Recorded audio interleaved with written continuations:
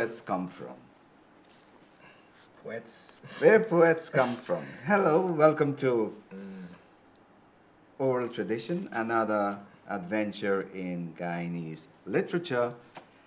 And let's welcome a poet who is an educator, philanthropist, businessman, and community role model.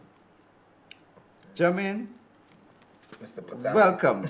Welcome to the program. Thank you very much. Thank you very much, Mr. Persaud. It's not too often. It's not too often the writer opens up about his writing. But when I contacted you, you said, perspective is about how I see things. And I like to share what's going on in my head. Tell us about perspective. Perspective, it's a journey. It's a journey. It's a about 12 to 13 years journey that first started at upscale when it was thriving, right? Yeah. It's a journey. I was invited here one night by my uncle, Randolph Critchlow, and as I observed what was going on there, how they were expressing themselves, and portraying the social commentary, and I thought to myself, this is something that I can do, that I see myself doing, and I have it within me to do it, and that's where the journey started. At that time, I think I was in Teachers College at a point in time, just about in second year of the 3 years program. At the first or second year, and that's where it all started. Right, the fire was ignited right there. Sad that we've lost that wonderful platform for creative. Most certainly. Yeah. It was because even when I was finished with college and I went to Bartica, men, I followed my wife there after college. Even when I went there, I never looked at the finances that I had to expend to come down. Right, I used to spend my own money and come down and participate once per month, just to have that, be in company of those like-minded persons. Yeah. So that was it for me. I tell emerging writers also, you must market your work. Yeah. All right. And by market, I mean you must let people know your work. Yeah. You must share Most your certainly. work. All right. That's how you make connection and network. Yeah. And upscale was the ideal location for that. Right? That's why I said it's sad that we lost that platform. Eh? Even when I walk on the road, if I'm in the interchange, even when walking on the road in Georgetown around that point in time, persons used to stop me like, I know you from somewhere. And then a few of them might pick up and be like, oh, because the program was aired, right? Subsequent its taping was aired every month, so they were like, I know. And then sometime if I may help them to jewel their memory by telling them, oh, I normally perform at upscale, could be there. They'll be like, oh, I saw you on television. So it gives you that, you're rightly saying, it gives you that market. It markets you. Yeah. I mean, you just can't burst on the scene like that unless you have a masterpiece, right? And I'll tell you what young writers. Yeah. Young writers always think that this is a masterpiece, boy. I got a masterpiece here. But it leaves to the reader and other person who's consuming it to tell you whether it's a masterpiece or not. But when you're going through it, how did you feel putting it together? You feel that you're producing a masterpiece? For instance, the first time I wrote, the first piece I wrote, I'm up to now, a lot of my siblings and a lot of persons, that's one of your best pieces you ever produced. And I wrote it like, it's like a 4 minutes poem. I wrote it like in about 20 minutes, right? Or thereabout, no more, because normally how I write, it's like an overflowing of emotions. That's how I write. I wouldn't just go and sit and and write something. When I think strongly or deeply about a certain topical issue in society or so, and from that overflow, I'd be like, let me go and get a pen, and that's why I think that's what contributes to me writing it so quickly, like 20 minutes, and some people can't believe when I tell them, they'd be like, that's a masterpiece, like the certain word, right in front of the bar, your words, so I was like, that's an excellent poem, how long you took? I'm like, no, I just wrote it as it came to me, right? Yeah, so some poems come to you full blown. yes, so the masterpiece thing, I would leave that up to the reader, right? But most persons were enamored with my first piece that is called Isn't It Funny? So that remember that first piece? What would challenge of publishing then? Publishing, that was a challenge, right? Yeah. That was a challenge because, and as a matter of fact, these poems were written 10 to 10 years before, 10 to 12 years before they were published, right? Because I wanted to publish it. It was always a dream of mine to publish my book of poetry, not this one, many more, because that's my passion, right? Writing and publishing poems and a book of poetry. But there wasn't they had a scope, at least to my knowledge, right? I wasn't seeing, I was looking around, not arduously, but I was looking around. There wasn't that scope of publishing, and then suddenly, miraculously, this guy, Dennis Adonis, I saw him, and then I saw him doing these things, and then I reached out to him, and life has not been the same since, because I got to accomplish one of my greatest goals that I had set out for myself, which is publishing a book, right? That was the pinnacle. At one point, that was the pinnacle of my existence, to have my own literary work published, right? Yep. So, but it's somewhat easier now, and you're close friends, so I guess he's just sitting awaiting my next piece of work to have it published. So all things worked out in that favor. But it was a challenge initially, but a challenge that has been that I overcame, right? With learning of this publisher, Learning Tree Publishing Group. Yes, yes. Okay, now tell us a bit about the cover, Jermaine. Well, the cover was designed. It was designed by the same publisher. Of course, he asked me if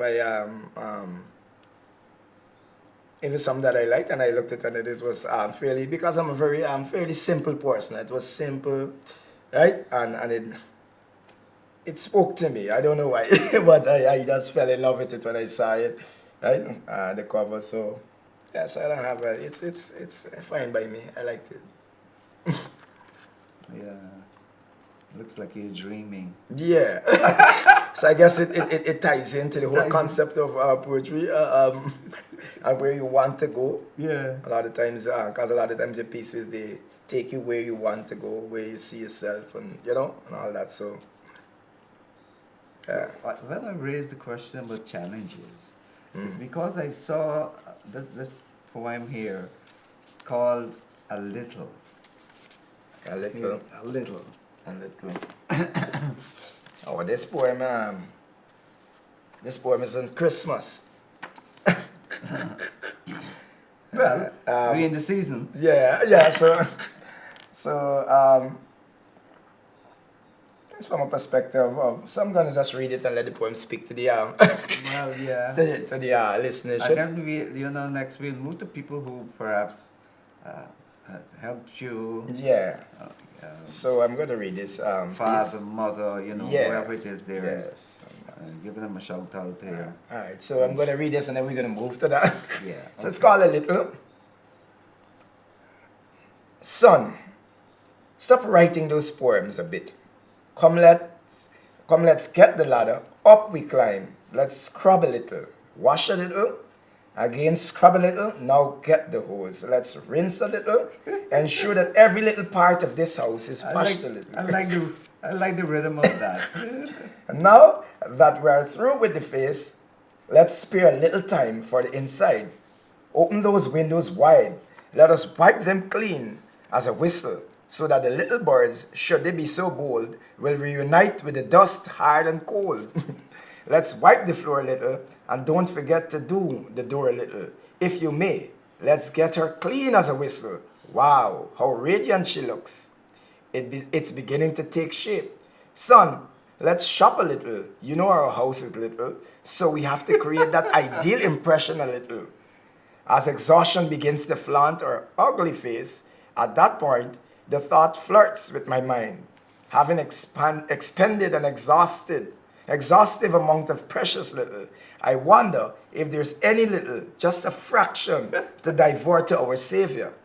You see, we've been so caught up in the trivial that we truly forget that at the end of this puzzle lies the celestial. Mom, can we just take a precious little time out from the endless skip and hop to remind ourselves that he is still at the top?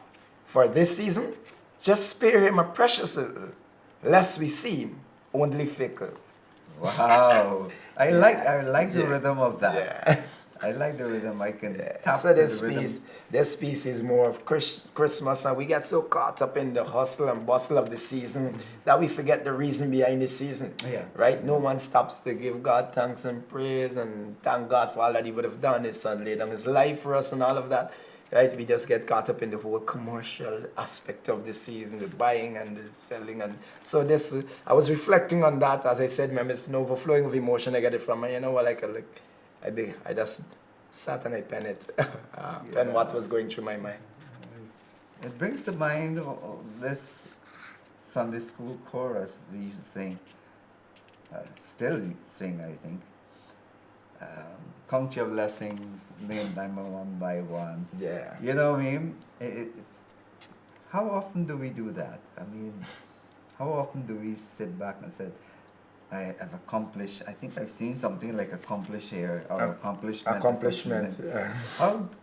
How often do we sit back Well, and look at our accomplishments, or the little things that we have yeah, achieved? it's very interesting, the account, because it's something that I've started doing a few years ago, like 2 to 3 years ago. Uh-huh. Like you be grateful for what you would have achieved, what you have, Yeah. right? And from that place of gratitude is allows you to see what is the next step, right?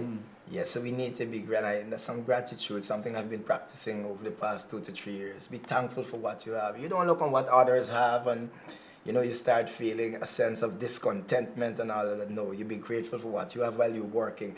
Not grateful for the fact that you discontinue any arduous work to progress further in your career and life and so on, but you just be thankful, because there are a lot of persons that wish that they were in your position that you are currently, right? So I've learned to be very grateful for what I have at every given point in time, right?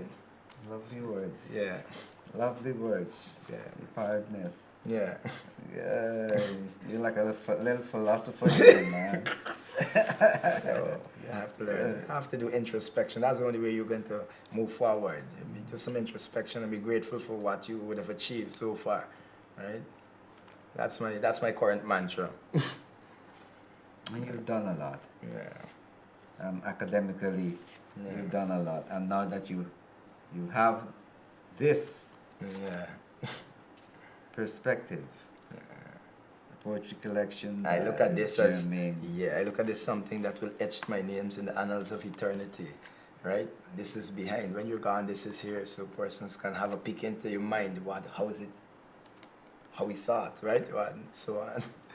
Yeah. I guess that was a passion behind having my work published, so that it can live beyond me, right? Well, I hope you maintain that passion. Yeah. Because very often, we accomplish, let's say, our first publication, and then the passion dies, fades. So I hope you hold on to that passion and work that passion. Congratulations on your publication, Yeah. and good luck in your next book. Yeah, and before, as you said, we're from to dabble a bit in my motivation, right? Behind my mother, she played a significant role in my Yes. in who I am today, right? Significant is an understatement, right? So that she made it, right? She is holistically responsible for the current version of who I am, because she was the one that motivated me. She brought me down from Linden when she was teaching at Richard Ishmael. And, you know, she showed me that there's much more to life that you can achieve, right? Do not let your the parameters, Linda may be small. Limit at that you, point in time, limit- they didn't yeah. have that many opportunities. You know, you were much more than she brought me along, encouraged me. And I started off by, strangely enough, I started on my intellectual journey by my mother at that point in time. I think she was in about her third or final year at University of Guyana. And I started off my journey by just delving into the books, the literary books that she was reading at that fourth year. So I guess that all that sparked my curiosity for writing and you know, so on. She had a lot of old English books. I can't remember some of the names, you know, that they were studying at that point in time at university, and I would delve through them because the environment that she brought me into, it was a more or less an academic environment. So that propelled me, that pushed me forward to, you know, you have to make something of yourself. So she was very smart in doing that. She brought me and just placed me in the middle of an environment that makes it inevitable. The inevitability of you have to succeed. Yeah, an enabling environment, right? So I'm very grateful for what she would have done and what she continues to do in terms of motivation. She's one of my biggest supporters behind my literary work.